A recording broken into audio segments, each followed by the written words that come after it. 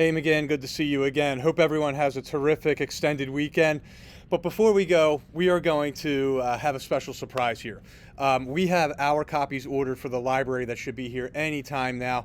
Ms. Horvath got her hand on the much anticipated delivery of Jory John's latest, the humble pie, which goes with the sour grape, the couch potato, the big cheese. We love these characters, we love these stories here, and let's enjoy the humble pie. Here we go. I'm a pie, a humble pie, and that's no lie. Oh, shucks. I don't brag, I won't gloat, I never take credit. I go with the flow, I stay low key, down low. I'm never showy, oh no. I really don't mind if you claim all the glory. I will gladly lift you up so you can fly.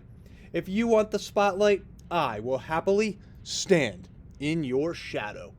Sure, every once in a while, I yearn for a little recognition, a sense that somebody has some idea of what I've been up to. But mostly I'm okay with being overlooked. It's part of my day-to-day life. That's just how it goes. Meanwhile, my best friend is a cake named Jake. We've known each other forever. He makes everything, and I mean everything, look easy. For instance, he always gets the best grades. He's absolutely amazing at sports. His social skills are top-notch. Here he is at a birthday party. Watch how he mingles. Note how he makes everybody feel comfortable. Look how he lights up the room. And here I am in the background, mopping up the spills, taking out the trash, refreshing the appetizers, wrangling the toddlers, and making sure everything runs smoothly. It's who I am. It's what I do. I'm used to it. Fact, nobody notices pie when there's cake nearby. Yes, Jake is my best bud, and I'm content to just stand next to him, lending my support so he can shine. Because I'm a pie, a humble pie, and that's no lie. Oh, shucks. But something happened recently that changed the way I see myself. Listen to this. One fateful afternoon, our science teacher, Mr. Berryman, announced that we could select our own lab partners for a project. We would have a week to prepare a presentation. Jake and I paired up, of course. I was pretty excited. What a dream team! Yes! On Monday we brainstormed, on Tuesday we sketched out our plan. Jake got a little off track though. On Wednesday Jake said that he'd be late, and then he never showed up. On Thursday it was just me again. On Friday, I started building our project by myself. Sheesh. It turned out that Jake was busy with nearly every extracurricular activity in existence. Piano, basketball, skiing, French club, math club, and soccer. Finally, the night before the project was due, Jake called to say that he would be late. He had some half-baked excuse. This really takes the cake, I thought. I've had enough. I was beyond overwhelmed. There was no way I'd be able to finish in time. Suddenly I was sweating, and my palms were clammy, and I felt a little wobbly. I realized that I needed to say something.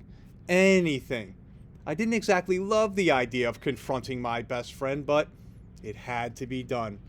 And for once, I wasn't going to sugarcoat it.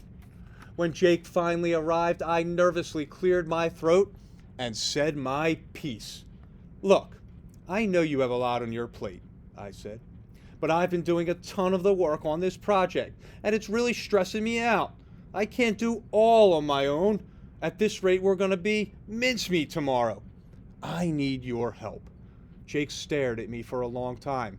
Then he looked out the window. He furrowed his cake brow. What if I'd made a huge mistake? What if Jake didn't want to be my friend anymore? Maybe I should have just done the work and kept quiet. as usual. Jake let out a deep breath, and then he nodded. "You're 100% right," he said. "I'm really sorry, and I'm glad you said something. I don't deserve any credit on this assignment. I'm such a flake." I shook my head. "You're not a flake, Jake," I said. "You've just been busy, and the good news is that there's still plenty for us to do as a team. I know you'll rise to the occasion. You have layers of talent." Jake smiled. "Oh, shucks," he said. In that moment, I realized something important. For so long, I had convinced myself that being humble meant staying unappreciated and unseen, and occasionally getting walked all over. But there's nothing wrong with having a tough conversation, asking for help, or making sure you're being treated fairly. And Jake realized something too. True excellence in life is about more than grades and sports and activities. It's about being there for your friends when they need you. The mood immediately improved after that. Yes, we got to work.